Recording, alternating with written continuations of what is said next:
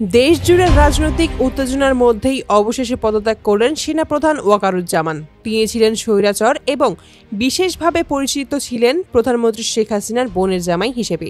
আজ বিকেলেই তার পদত্যাগের ঘোষণা আসে, যা একদিকে জনগণের চাহিদা পূরণ এবং অন্যদিকে দেশের সামরিক অঙ্গনের স্থিতিশীলতা বজায় রাখার একটি উদ্যোগ হিসেবে দেখা হচ্ছে। সেনাপ্রধান ওয়াকারুজ্জামানকে ক্ষমতায় থাকার সময় পদোন্নতি দেওয়া হয়েছিল, যা তখনকার সরকারের অনুকূলতায় করা হয়েছে বলে সমালোচনা করা হয়। বিভিন্ন গোপন সূত্রে জানা গেছে, তিনি সরকার প্রধানের সুবিধার জন্য দেশের গুরুত্বপূর্ণ স্থানে অবস্থানরত প্রায় 2000 আওয়ামী লীগের নেতাকর্মীকে ভিআইপি আশ্রয় দিয়েছেন। শুধু তাই নয়, তাদের নিরাপদভাবে দেশ ত্যাগের ব্যবস্থাও করেছেন। এই বিষয়টি দেশ জুড়েই বিতর্ক সৃষ্টি করেছে এবং জনগণ এখন এই ঘটনায় গভীরভাবে উদ্বিগ্ন।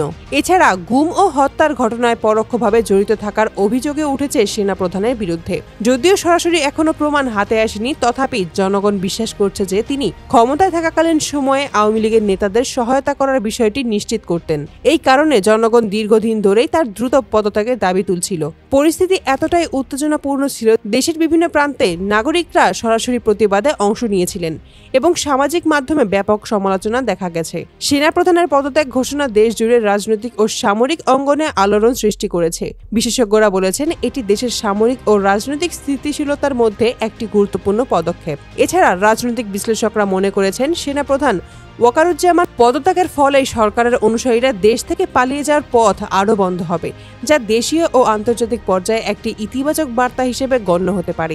জনগণের প্রতিক্রিয়া এই পদক্ষেপকে স্বাগত জানিয়েছে। অনেকেই মনে করেছেন, সেনাপ্রধান যেহেতু প্রধানমন্ত্রী শেখ হাসিনার পরিবারের সঙ্গে যুক্ত ছিলেন, তাই ক্ষমতা থাকাকালীন সময়ে আওয়ামী লীগের নেতাদের নিরাপদ সহায়তা দিতেন।